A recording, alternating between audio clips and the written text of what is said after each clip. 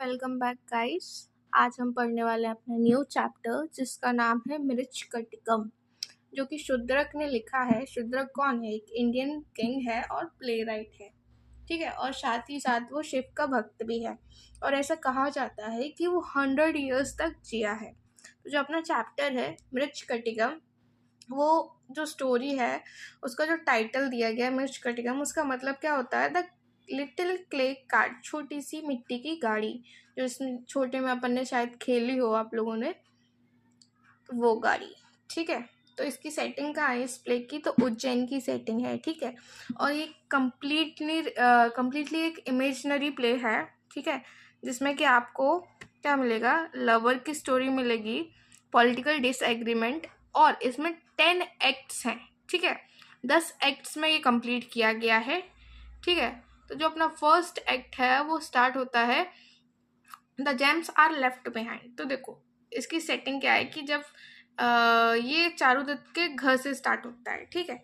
तो जो उसकी वाइफ है धूता और जो सन है रोहसेना, वो अपने नानी के घर गया होता है, ठीक है।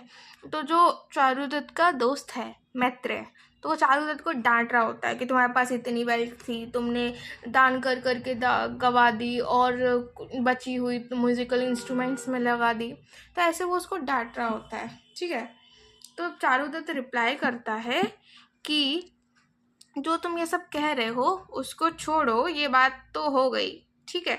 अब रात हो गई है, तो जो रदनिका है, मतलब चारुदत्त के घर की मेड जो है, वो मैत्रेय से बोलता है कि तुम उसको घर छोड़ाओ क्योंकि अभी रात हो गई है और शहर में बहुत सारे चोर घूम रहे हैं, ठीक है। तो अब इस प्ले में वत्सेना की एंट्री होती है, जो कि नगर वधू है, ठीक है। नगर वधू मतलब कि एक तरीके की प्रॉस्टिट्यूट है, ठीक है। तो अब उसके पीछे समस्थानक पड़ा हुआ था, ये जो राजा है वहाँ का, उसका साला लगता है समस्थानक, वो उसके पीछे पड़ा हुआ था, उसको वो चाहिए था, सॉरी चाहिए थी, कौन चाहिए थी? वसंत सेना, ठीक है। तो उसको वो पीछा कर रहा था, तो वसंत सेना उससे छुपते छुपाते क्या होता है कि चारुदत्त के घर में घुस जाती है और वहाँ पे चारुदत्त और मैत्रेय की सारी बातें सुन लेती है। और उनके जाते ही, किनके जाते? मैत्रेय और मेड रजनिका, उनके जाते ही वो बाहर आ जाती है। ये इतने में क्या होता है कि जो समस्थानक के फॉलोअर्स थे वो रजनिका को वधसेना समझ के पकड़ लेते हैं। तो जो मैत्रेय है वो उसको बचाता है और फिर रजनिका को उसके घर लेके जाता है, रजनिका के घर, ठीक है। अब वधसेना क्या करती है? अपनी स्टोरी एक्सप्लेन करती है चारुदत्त की, और वो स्टोरी एक्सप्लेन करते करते क्या होता है, दोनों के बीच में एक अट्रैक्शन डेवलप हो जाता है। अब जो वत्सेना है वो जाना तो नहीं चाहती थी, पर फिर उसको वहाँ से जाना पड़ता है। और पर वो क्या करती है कि अपने जितने भी गहने हैं वो चारुदत्त के घर में ही छोड़ देती है, ये बोल के कि बहुत रात हो गई है और शहर में बहुत चोर हैं, ठीक है, चोरों का डर ज़्यादा है, इसलिए वो अपने गहने चारुदत्त के घर में छोड़ देती है। पर उसका रियल मोटिव ये होता है कि वो अपने गहने इसलिए छोड़ के जा रही होती है कि वो चारुदत्त से दोबारा मिल सके। तो इतने में क्या होता है, जो मैत्रेय है वो वापस आ जाता है और पहचान लेता है कि ये तो वसंत सेना है, ठीक है। तो फिर क्या होता है कि चारुदत्त जो ज्वेलरी दी होती है, चारुदत्त को जो ज्वेलरी दी होती है वसंत सेना ने अपनी, तो चारुदत्त उस ज्वेलरी को मैत्रेय को दे देता है कि तुम इसकी देखभाल करो। अब वत्सेना अपने घर वापस आ जाती है, तो वो उसकी जो मेड है मदनिका, तो वो उसके मेड को बताती है कि मेरे को ऐसी ऐसी फीलिंग्स हो रही हैं चारुदत्त के लिए। अब ये क्या होता है कि जो वत्सेना की मदर है वो सुन लेती है और वत्सेना को बहुत डांटती है, ठीक है, और उसको बोलती है कि तुमको समस्थानक का ऑफर एक्सेप्ट कर लेना चाहिए। इतने में क्या होता है कि जो संवाहक है, एक शैम्पू करने वाला, मतलब चंपी करने वाला होता है, उसके पास बहुत सारा कर्जा होता है क्योंकि वो जुआ खेलता है। तो वो अपने जो भी कर्जदार होते हैं ना, जिनसे उससे लिया होता है पैसे उधार, तो उनसे छुपते छुपाते वो क्या होता है कि वत्सना के घर में घुस जाता है और वत्सना की और मंदानिका की सारी बातें सुन लेता है। तो अब उसके दिमाग में एक आइडिया आता है। वो क्या होता है कि जैसे ही उसकी माँ जाती है, वत्सना की माँ जाती है वहाँ से, तो वो बाहर आ जाता है और वत्सना को ये बताता है कि मैं मसाजर हूँ, चारुदत्त के घर पे काम करता था, ठीक है, और कुछ लोग मेरे पीछे पड़े हुए हैं। कुछ लोग क्या है कि मुझे खोज रहे हैं और मेरे से 10 सोने के सिक्के चाहिए उनको, ठीक है, 10 गोल्ड कॉइन्स चाहिए उनको। तो अब वत्सेना उसको 10 गोल्ड कॉइन दे देती है और जो संवाहक है उससे इम्प्रेस होके उसको सच बता देता है कि मैं कोई उसके चारुदत्त के घर का शैम्पूअर वगैरह नहीं हूँ, ठीक है। और उसके बाद वो इतना इम्प्रेस हो जाता है कि फिर वो एक साधु बन जाता है और बोलता है कि अब मैं कभी गैम्बलिंग वगैरह नहीं करूँगा, ठीक है। तो अब क्या होता है कि एक नई स्टोरी बनती है। इधर देखना, सर्विले का, अभी एक ब्राह्मण है सर्विला का और इसको प्यार हो गया है किससे, मदनिका से, जो कि वत्सेना की मेड है, उससे उसको प्यार हो गया है, ठीक है। और अब वो मदनिका को स्लेवरी से आज़ाद करना चाहता है, इसलिए उसको क्या चाहिए, बहुत सारा पैसा चाहिए या तो गोल्ड चाहिए, ठीक है। तो फिर वो क्या करता है कि चोरी करता है। अब सर्विला का एक होल करता है चारुदत्त के घर की दीवार में, ठीक है, चोरी करने के लिए। अब देखो, ये जो सर्विला का है वो आर्यक का दोस्त भी है। अब आर्यक कौन है, आर्यक जो यहाँ का राजा है उसको हटाकर खुद राजा बनना चाहता है, क्योंकि यहाँ का राजा थोड़ा अंधों में काना राजा जैसा है, ठीक है। तो वो खुद राजा बनता है। तो सर्विला का पहले तो अपनी प्रेमिका को स्लेवरी से मुक्त करवाने के लिए चोरी करेगा, चारुदत्त के घर में की दीवार में छेद करेगा और फिर वहाँ से ज्वेलरी चुरा लेगा। तो इतने में क्या होता है, मैत्रेय जग जाता है और उसको समझ आ जाता है कि जो ज्वेलरी है वो चोरी हो चुकी है। तो फिर वो चारुदत्त को बुलाता है और जो धुता है चारुदत्त की बीवी, वो भी उस टाइम तक आ गई होती है, उसको पता चलता है इस सब के बारे में। तो वो अपना नेकलेस दे देती है और उसको ये भी समझ आ जाता है कि जब वो यहाँ नहीं थी तो उसके घर में कोई और आई थी और जो कि अब उसके पति के दिल में बस गई है, ठीक है। तो फिर वो ये सब बोल के घर छोड़ के चली जाती है वापस अपने मायके। अब चारुदत्त क्या करता है कि मैत्रेय को भेजता है वात्सेना के घर पे, वसंत सेना के घर पे, ये बोलते हुए कि तुम ये बोलना कि जो वसंत सेना के गहने हैं वो चारुदत्त गैम्बलिंग में हार गया है और उसके बदले में उसने कुछ और भेजा है और उसको मेरी तरफ से सॉरी भी बोल देना है, ठीक है। ऐसा चारुदत्त ने बोला किसको, मैत्रेय को करने के लिए, ठीक है। तो अब इधर मदनिका और सर्विलाका की स्टोरी चल रही होती है। तो जो सर्विलाका है वो ला के पूरा गोल्ड मदनिका को दे देता है। अब मदनिका पहचान जाती है इस ज्वेलरी को और उससे सर्विलाका से पूछती है कि तुमको कहाँ से ये ज्वेलरी मिली। सर्विलाका उसको झूठ बोल देता है कि ये चारुदत्त ने उसको चैरिटी के रूप में दी है, ठीक है। तो मदनिका समझ जाती है कि क्या चल रहा है इधर, ठीक है, और उसको बोलती है कि ये ज्वेलरी तुम वापस रखे आओ। तो पर जो सर्विलाका है वो मना कर देता है कि नहीं, मैं वापस रखने नहीं जाऊँगा, ठीक है। तो और फिर वो उसके दिमाग में एक आइडिया आता है कि मैं एक मैसेंजर बन के, चारुदत्त का मैसेंजर बन के ये सारी ज्वेलरी बसंत सेना को वापस कर दूंगा। वसंत सेना ये सब कुछ कन्वर्सेशन खड़ी खड़ी वहाँ सुन रही होती है, ठीक है। तो फिर वो ये एग्जीक्यूट करते हैं ये चीज़। तो वसंत सेना उनके काइंड गेस्टर्स से खुश हो जाती है और मदनिका को ऐसे ही छोड़ देते हैं कि भाई मैं खुश हो गई हूँ, अब मुझे मदनिका की ज़रूरत नहीं है, तुम इसको ले जा सकते हो, ठीक है। तो अब वो जैसे ही शादी करने जा ही रहे होते हैं तो उनको रास्ते में एक मैसेंजर मिल जाता है, किसका, आर्यक का मैसेंजर मिल जाता है। अब वो उनको ये बताता है कि जो आर्यक है वो जेल में है। क्यों, क्योंकि राजा जो पालक हैं उनको ये पता चल गया है कि आर्यक कुछ प्लान कर रहा है जिससे कि वो राजा आर्यक राजा बन जाए और पालक यहाँ हट जाए, ठीक है, पालक राजा ना रहे, ठीक है। आज और उसने सर्विलाका से हेल्प मांगी है क्योंकि वो बहुत स्मार्ट है, ठीक है। तो जो सर्विलाका है अब वो थोड़ी देर तो सोचता है, फिर वो मदनिका को बोलता है कि तुम थोड़ा इंतज़ार कर लो, मैं अपने दोस्त की हेल्प करके आता हूँ, ठीक है। तो अब नेक्स्ट सीन में क्या होता है कि जो मैत्रेय है वो वसंत सेना के घर पहुंचता है और उसको स्टोरी बताता है, ठीक है, ऐसा ऐसा, ठीक है।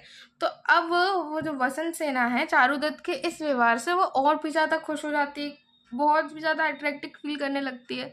तो वो उसको बोलती है, किसको, मैत्रेय को, कि तुम ये संदेश लेके जाओ मेरा कि मैं शाम को आके चारुदत्त से मिलूंगी, ठीक है।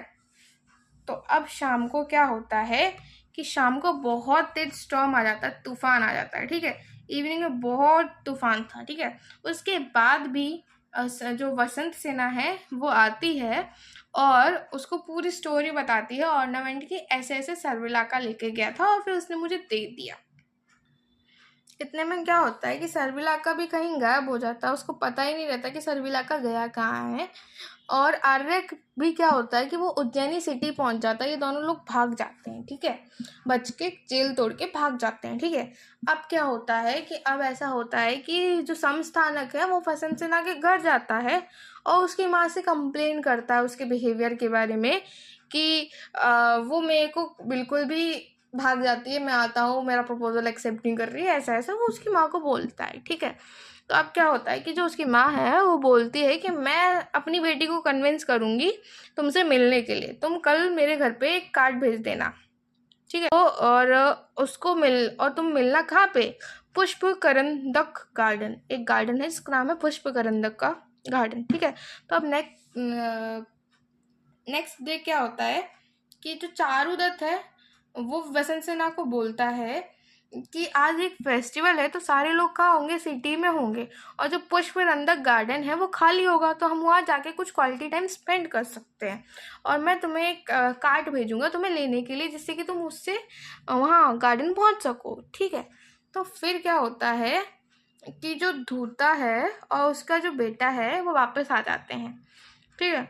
और वो किससे मिलती है फिर, वो वसंत सेना से मिलती है और बोलती है मैं गई ही इसलिए थी कि मैं तुमसे आकर मिल सकूं, मुझे पता था जब मैं नहीं होंगी तो तुम यहाँ आओगी ज़रूर, ठीक है। तो वसंत सेना उससे पूछती है क्या तुमको मेरे से जेलसी नहीं होती, तो जो उसकी बीवी है धूता वो बोलते हैं कि नहीं मुझे तुमसे कोई जेलसी नहीं होती, तुम मेरे से बहुत छोटी हो, ठीक है। अब जो वसंत सेना है वो धूता का जो नेकलेस दिया होता है ना, किसने, मैत्री ने उसको दिया होता है नेकलेस, तो वो उसको धूता का नेकलेस वापस कर देती है।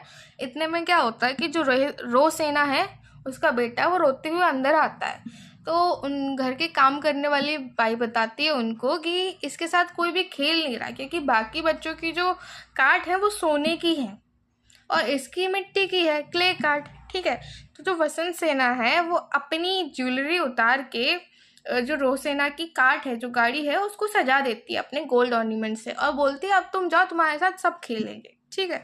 तो अब क्या होता है कि जो पहली कार्ट आती है जो कि वसंत सेना के घर जाती है, अब वो वहाँ से खाली रिटर्न आ रही होती है क्योंकि वसंत सेना तो वहाँ है ही नहीं, कल से वो अपने घर ही नहीं गई है, उसकी माँ ने ये बता के उस कार्ट को खाली भेजा होता है, ठीक है। और दूसरी कार्ड जो चारुदत्त के घर के सामने रुकी होती है और वहाँ से एक नौकर वसंत सेना को बताता है कि तुम्हारी कार्ड आ गई है, ठीक है, ठीक है। तो जब चारुदत्त जो वसंत सेना आ रही होती है उस कार्ट में बैठने के लिए, तो इतने में क्या होता है कि चिल्ड्रंस जो बच्चे वहाँ खेल रहे होते हैं गली में, तो वो बुल को चिढ़ा देते हैं, तो वो जो बुल है ना गुस्से में आगे भाग जाता है कार्ट लेके, ठीक है। तो जो आर्यक है, अब आर्यक को वो ये गाड़ी मिल जाती है, ठीक है, कि वो सिटी में कहीं छुपा बैठा हुआ था, तो आर्यक उस कार्ट में पहुंच जाता है, ठीक है, और उसमें बैठ जाता है। तो ड्राइवर को ऐसा लगता है कि जो वसंत सेना है वो उस गाड़ी में बैठ गई है, ठीक है। तो वो कार्ट लेके गार्डन चला जाता है। फिर जो सेकंड कार्ट थी वो उसमें आर्यक बैठ चुका है और वो कार्ट गार्डन के लिए निकल गई है। तो जो फर्स्ट कार्ट है वो गलती से क्या होता है एकदम से उसी टाइम पे चारुदत्त की गली के बाहर ही खड़ी होती है, मतलब गली पे ही खड़ी होती है, बच्चों के कारण वो अंदर नहीं आ पा रही होती है। तो वसंत सेना उस कार्ड को देखती है और उसको ये लगता है कि यही चारुदत्त की भेजी हुई कार्ड है, तो उसमें बैठ के और उसमें चल देती है, ठीक है। तो एक्सीडेंटली क्या होता है कि वो जाके संस्थानक से मिल जाती है, ठीक है। अब क्या होगा कि जो संस्थानक है, पहले तो आर्यक का स्केप है, ठीक है, कि जो सेकंड कार्ड है जिसमें वसंत सेना को होना चाहिए था, जो चारुदत्त ने भेजी थी, जिसमें आर्यक है, वो गार्डन पहुंच जाती है और फिर उसको वहाँ पे चारुदत्त मिल जाता है, ठीक है। तो चारुदत्त उसको हेल्प करता है उसकी जर्नी से, मतलब उसको भगाने में उसकी हेल्प करता है, ठीक है। और फिर वहाँ से चारुदत्त चला जाता है कि कोई और उसको देख ना ले, ये सोच के वो चला जाता है, ठीक है। वेट नहीं करता है वसंत सेना का, ठीक है। तो अब क्या होता है कि जो वसंत सेना वाली कार्ड है वो गार्डन पहुंच जाती है और संस्थानक क्या होता है उसको फिर से प्रपोज करता है और वो उसको दोबारा से रिजेक्ट कर देती है।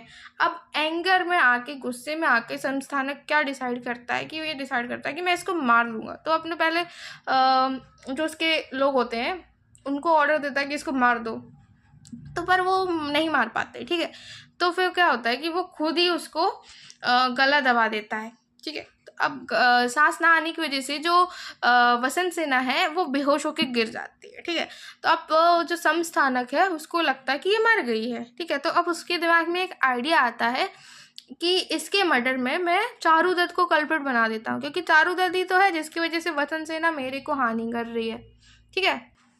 अब समस्थानक अपने एक फॉलोअर चेता को राजा के पास भेजता है और बोलता है कि ऐसा ऐसा मर्डर कर दिया गया है वसंत सेना का, और वो गार्डन में पड़ी हुई है, ठीक है। और ये लोग वसंत सेना को वहीं छोड़ के अपने अपने काम में लग जाते हैं वापस से जाके। तो इतने में क्या होता है कि जो संवाहक, वो शैम्पू वाला था जो मॉन्क बन चुका है, ठीक है, वो आता है और वसंत सेना को बचाने की कोशिश करता है, और फिर उससे कुछ होता नहीं है तो वो अपनी मॉनेस्ट्री में, मठ में ले जाके उसको इलाज करवाने लगता है, ठीक है।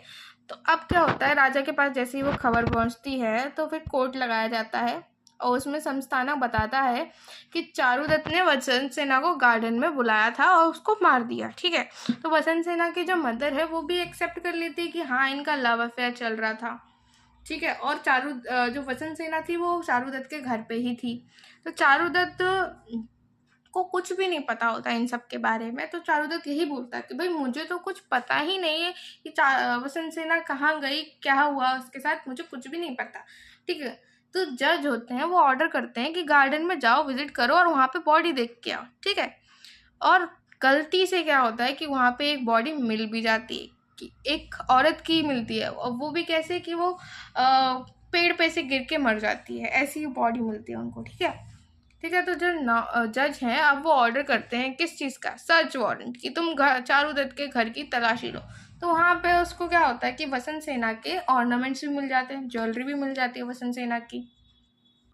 तो फिर जो कोर्ट है वो ऑर्डर देता है किस चीज़ का, फांसी की सजा का, डेथ सेंटेंस, ठीक है। तो अब जैसे ही दो चंडाल लोग जो चारुदत्त को फांसी के लिए ले जा रहे थे, उन दोनों में से एक का भी मन नहीं था, वो एक दूसरे को बोल रहे थे कि तू कर, ठीक है। इस तरीके से चारुदत्त की फांसी भी थोड़ी सी टल रही थी, ठीक है। तो इतने में क्या होता है कि वसंत सेना वहाँ आ जाती है और सच बता देती है कि भाई मेरे को इसने नहीं मारा, मैं तो जिंदा हूँ, ठीक है। फिर क्या होता है कि जो संवाहक है उसकी भी गवाही सामने आ जाती है, वो भी गवाही दे देता है कि हाँ मैंने ये सब देखा, उसने कुछ नहीं किया, मुझे इस हालत में ये मिली थी, ठीक है। और जो आपके समस्थानक है उनने किया, ठीक है। तो सर्विलाका आके उसकी गवाही देता है। उसके बाद में सर्विलाका आके बताता है कि जो पालक है वो अब राजा नहीं रहे हैं, और जो आर्यक है वो राजा बन गया है, कि जो किंग पालक है वो अब राजा नहीं है, जो आर्यक था जो भाग के पहुंचा था वो अब राजा बन गया है, और उसने चारुदत्त को इनोसेंट डिक्लेयर कर दिया है, ठीक है। और उसने चारुदत्त को एक जमीन भी दी है, अपनी किंगडम्स का एक छोटा सा पार्ट भी दिया है, कुशावती, ठीक है, ठीक है। तो फिर क्या होता है, चारुदत्त और वसंत सेना शादी कर लेते हैं। तो अब चारुदत्त, वसंत सेना और धीता और रोहसेना ये सारे लोग इकट्ठे रहने लगते हैं, ठीक है। और वो समस्थानक को भी माफ कर देते हैं। ऐसे अपना चैप्टर खत्म होता है। Thank you everyone for watching. ये मेरे चैनल का सबसे लेंथीएस्ट चैप्टर है।